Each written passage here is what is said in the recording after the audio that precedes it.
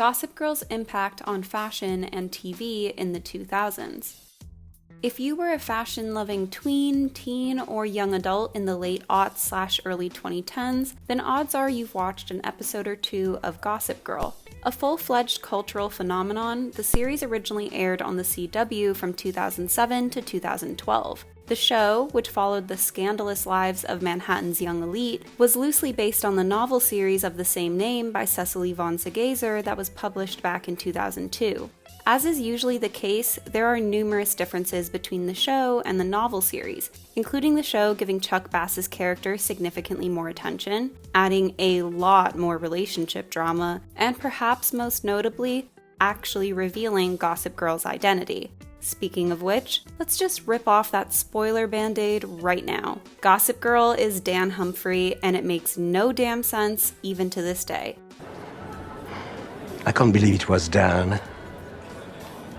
What? Gossip Girl. We watched the entire series to find out. It's Dan. Now before you go commenting, how could you spoil it like that? The show ended nearly a decade ago. If you haven't caught up at this point, that's on you. The Gossip Girl TV show was the interesting result of various pop culture and media trends at the time. First, an interest in New York, its fashion, culture, and people, as seen with the popularity of shows like Friends, Sex and the City, and Ugly Betty. The other part of the equation was reality TV, which put the ridiculous exploits of the rich and famous directly into people's homes with shows like The Hills or The Real Housewives, which thrived off of extravagance and excess with an emphasis on romantic and social drama. Gossip Girl took these two aspects and added a third part to the equation: teens. For decades, family-friendly sitcoms had been all the rage, as seen with Full House or Moesha, but these shows not only came off as more comedic, but in a sense more childish, something you'd be comfortable letting your kid watch. It wasn't until the late 90s, early 2000s that TV content for young adults began to change, with shows featuring kids in high school or college dealing with dramatic and mature storylines for multiple episodes, not just a one-and-done situation. Successful shows like Degrassi, Felicity, Dawson's Creek, One Tree Hill, Gilmore Girls, and The OC would discuss everything from drug abuse to marital woes, and Gossip Girl followed in their footsteps. Although, according to show developer Josh Schwartz, who also worked on The OC, quote, "I don't want to do The OC NYC. I thought the books were smart. The characters are worldly in a way that Orange County kids aren't." Oh, the irony. By filming the show in New York, Gossip Girl was able to make an immediate impact on its viewers, with executive producer Stephanie Savage saying, quote, "We've never seen the city from the point of view of teenagers. It felt like a world with high stakes for young people." And Josh Schwartz added, quote, "What's funny about these teenagers is they grew up watching Sex and the City, even though it wasn't about them. And I think they've probably incorporated that into how they mythologize New York. I fought really hard to shoot the show in New York because we want New York to be a character in the show." The younger look at the city, combined with the then up-and-coming idea of using a blog as a gossip site in a world of MySpace-obsessed teens, made it a guaranteed success with its target demographic. Marketing the steamy series with negative reviews from critics and parents didn't hurt either, as it made the show seem all the more scandalous and, in a sense, representative of adolescent rebelliousness. Because it was an adaptation of an already successful novel series, the show received a fair amount of buzz before it even came out, and was considered one of the most anticipated shows of the 2007-2008 television season, with consulting firm OTX finding in their 2017 Topics survey that Gossip Girl had the highest audience awareness of any new shows that year. By the end of the first season, it was called, quote, "the greatest teen drama of all time" by New York Magazine. And unsurprisingly, it led to an increase of steamy teen dramas in the years that followed. Yes, you can thank Gossip Girl for Secret Life of the American Teenager, Greek, and 90210. Gossip Girl was such a phenomenon during its heyday that a spin-off was even briefly considered, with a concept episode airing during the second season of the show that focused on the adult characters in the 80s. Although it wound up not being used for Gossip Girl, a similar premise would later be utilized for the Sex and the City prequel, The Carrie Diaries, in 2013. The Gossip Girl series was such a cultural talking point that it would go on to spawn several international remakes, from the Turkish Little Secrets to the Thai Gossip Girl. Many of these shows followed the format of the original series, down to the names of the characters. But due to a lack of ingenuity and creativity, most failed to strike a chord with audiences and rarely made it past their first initial season. It's easy for modern audiences to criticize Gossip Girl's less than progressive content, but even when it was airing, there were many who were concerned that the show was promoting toxic cultural traits, with character Chuck Bass literally attempting to sexually assault someone in the first episode, and yet receiving little to no punishment for his actions. Similar criticisms were raised about how the show glamorized casual sex, underage drinking, drug use, and online harassment. If you watch the recent Revival series, you'll notice that these criticisms were accounted for and somewhat remedied. Much like Sex and the City before it, Gossip Girl was cited as a massive influence on culture in the 2000s and early 2010s, in regard to fashion specifically, with the characters' wardrobes, which were designed by Eric Deman, setting real-life style trends, to the point that in 2009, Anna Sui released a Gossip Girl-inspired line for Target, which sold out in 24 hours. In an interview with the New York Times in 2008, Stephanie Meyerson, a trend spotter, said, quote, "It may well be the biggest influence in the youth culture market." And this was similarly expressed on the runway, where preppy looks became all the rage the season following the release of the show. Designer Nanette Lepore even said, quote, "The boom of my company was so tied into that moment in time, and Gossip Girl I'm sure pushed that up a lot. It was better than being on the pages of a magazine. It was doing for my business what editorial would have done 10 years earlier." Because the costumes in the show were as much of a part of the appeal as the plot itself, Gossip Girl ushered in an era of fashion-focused teen TV, with shows like Jane by Design and True Jackson VP hoping to appeal to teens and their fashion sensibilities. What made Gossip Girl stand out when it came to fashion was not only where it innovated, but also how the costumes were specifically designed for the characters. They weren't just eye candy, they were a storytelling device. You could look at Blair Waldorf and Serena van der Woodsen and see how their style philosophy reflected their respective personalities. Blair was more conventional, conservative, and academically focused, while Serena was more risque, experimental, and extroverted. Deman said about the characters' wardrobes, quote, "Sometimes the character is influenced by current trends. It just so happens these girls are trendsetters, so trend is a part of their character, but their past has led them to trends that they sport. Blair's severe, disapproving mother led her to a lifetime of headbands and proper attire. Serena's wild child, free spirit comes from several pseudo-fathers and no stable home life, and is reflected in her plunging necklines and ultra minis." With shows like Girlfriends, The Nanny, That 70s Show, Fresh Prince of Bel-Air, Ab Fab, and Charmed, it's hard to think of a time when the TV industry wasn't paying attention to its costume design, but you'd be surprised to know that this is actually a fairly recent development. In the early ages of sitcoms in the mid-20th century, it was actually customary for an actor to wear their own clothes as a way of cutting costs. Take the Brady Bunch, for instance.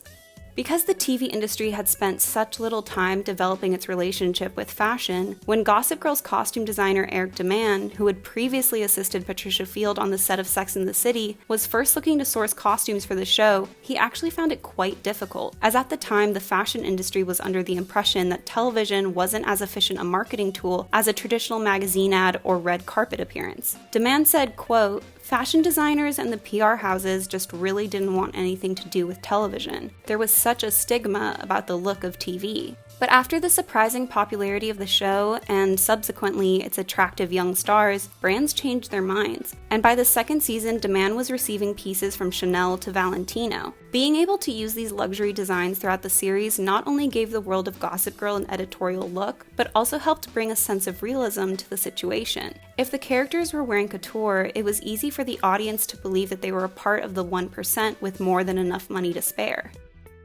Initially airing during the late 2000s, the fashion in the series took on the maximalist approach that was popular during the era, and became so ubiquitous to the styling of the show that even when we saw minimalism rise in the 2010s, the characters continued to dress outlandishly with excessive accessorizing.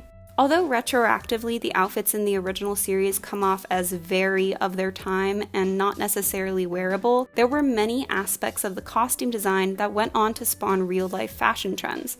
Let's take a look at some of them, and make sure to comment down below which ones you wore. Capes.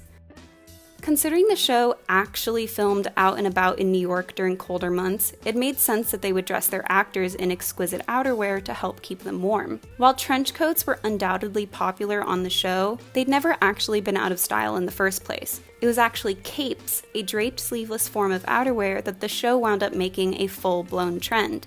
Capes had previously been associated with the aristocracy, but by the 1920s they had found their way into American fashion as the roomier fit was less constricting. The trend returned in the 1950s as it was complementary to popular silhouettes of the time, but they were relatively unpopular for the remainder of the century. Gossip Girl costume designer Eric DeMann had a penchant for the 50s and 60s, and as a result, capes made regular appearances on the show. Bubble hem dresses. A plague on the 2000s, bubble skirts and dresses first date back to the mid-1950s, when Pierre Cardin, Christian Dior, and Hubert de Givenchy released different versions. The style made a slight comeback in the 1980s before its full-fledged revival in the aughts, where they were worn by a wide range of celebrities as well as featured on numerous characters in Gossip Girl. As someone who's curvy, I'm not particularly fond of the silhouette. I always felt as though it was only flattering on extremely thin and petite body types, which was unfortunately trendy in the 2000s. Bodycon dresses. As the characters grew up, there was more emphasis put into having them appear older, and with the female characters, this often resulted in shorter and tighter silhouettes. They wore a variety of tight-fitted dresses, but one that was undoubtedly popularized by the show was the Hervé Leger bandage dress. The skin-tight dress was featured on numerous occasions on the show, effectively inspiring hundreds of women to buy their own for a night out on the town, making it one of the most defining items of the 2010s.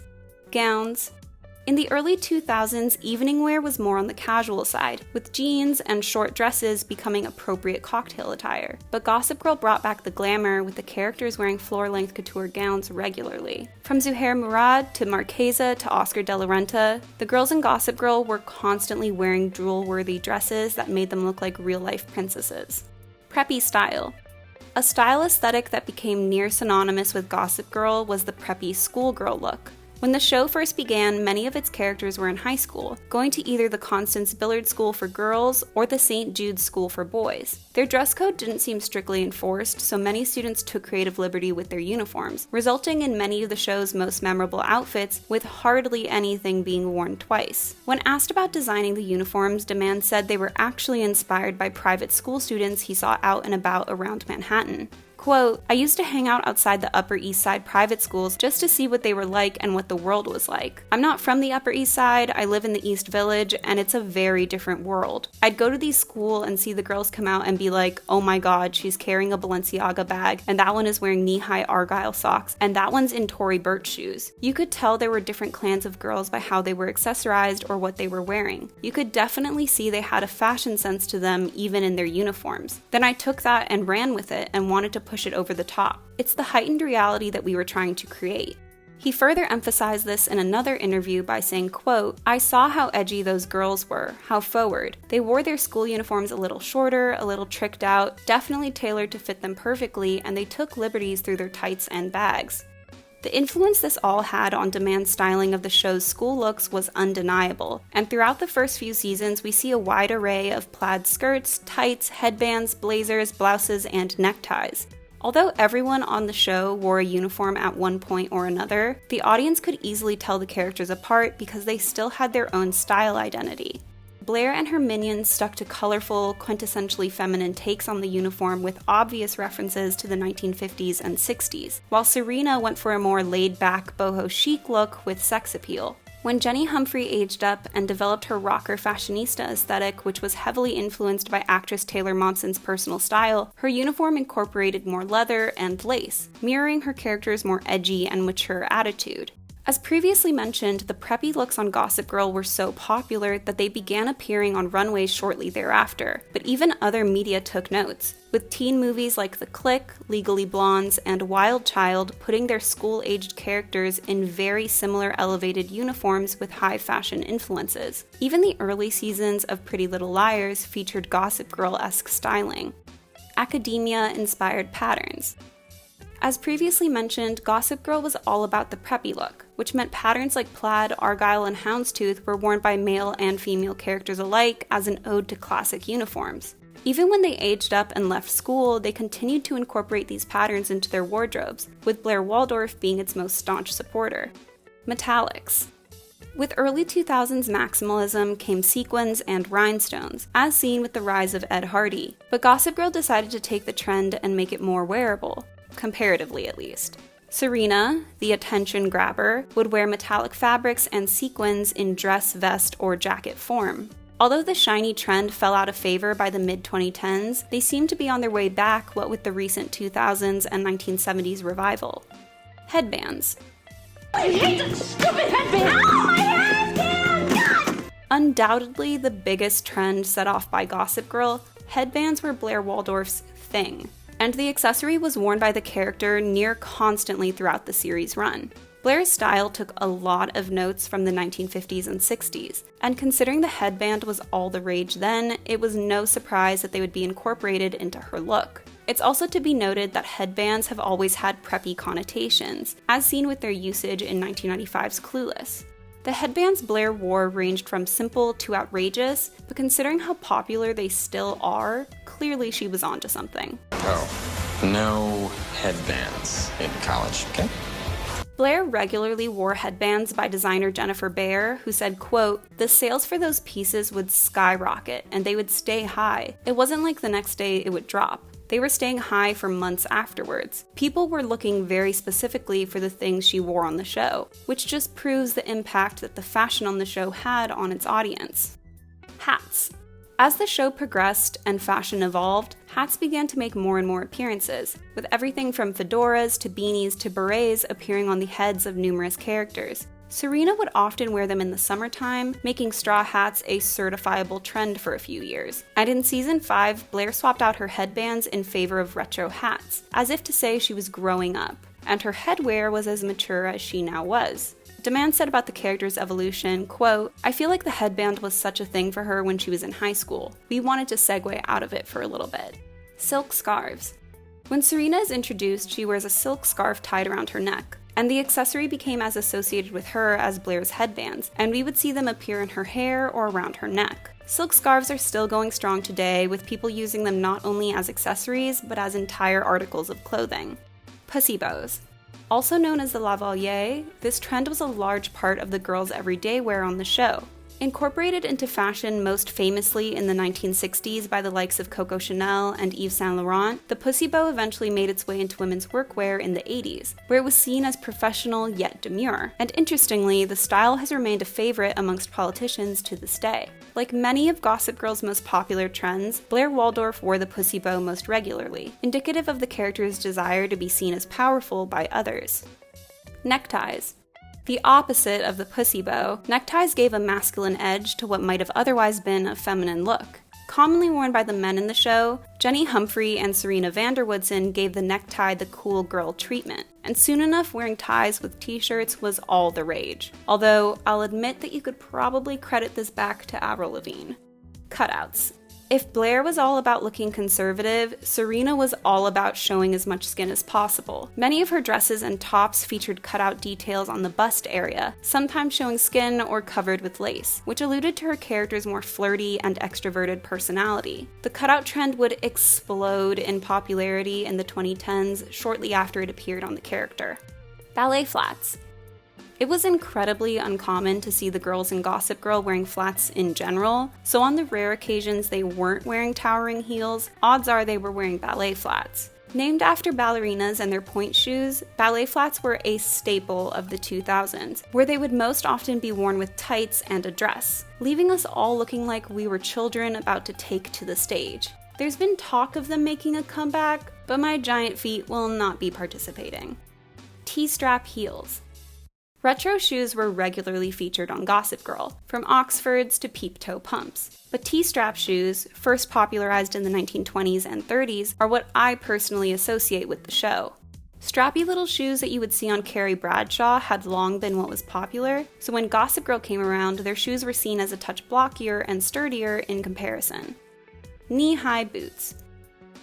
With Serena's boho chic look came a lot of leather in general, but her knee-high boots were what really made a splash in the fashion world. Not only were they worn when the character was first introduced, but also any other time she was trying to dress up an otherwise plain outfit. With skinny jeans coming into fashion around the same time as the show, knee-high boots wound up profiting because you could wear the two items together. Tights. Aside from headbands, this is probably the other fashion trend you most highly associate with the show. In early seasons, the characters wore opaque tights in every color imaginable. But as the years passed and minimalism rose, the tights became more muted in color and began featuring more intricate designs. Unlike many of these other trends that were almost exclusively worn by one or two characters, tights were worn by everyone on the show. So when they went on to become wardrobe staples in the 2000s and 2010s, it was hardly a surprise. Nightgowns. Gossip Girl's target demographic were teens and tweens, the age where you're probably starting to go to sleepovers. Normal attire may have once been pajama sets, but after Gossip Girl, nightgowns and robes had a huge burst in popularity. Like many of the trends set by Gossip Girl, nightgowns made something ordinary, like sleeping, extraordinary. Who says you can't be chic when you're just lazing around in bed? Chanel. Similar to how Fendi and Manolo Blahnik became household names after they were regularly pushed on Sex and the City, Gossip Girl gave Chanel a new life. In the early 2000s, we had quite a few cult bags: the Fendi Baguette, Dior Saddlebag, Louis Vuitton Pochette, but Chanel was notably left out. Although the brand had seen a rise in popularity in the 80s and 90s, by the 2000s it had once again become known as your grandma's favorite brand. It wasn't until Gossip Girl started featuring Chanel handbags and having the characters shop at the store that younger demographics became interested in it again. Which of the fashion trends popularized by Gossip Girl was your favorite? Stay tuned for our upcoming video on the Gossip Girl Revival series that should be out in the next few weeks. I hope you enjoyed this video. Don't forget to like and subscribe, and I'll see you soon. Bye!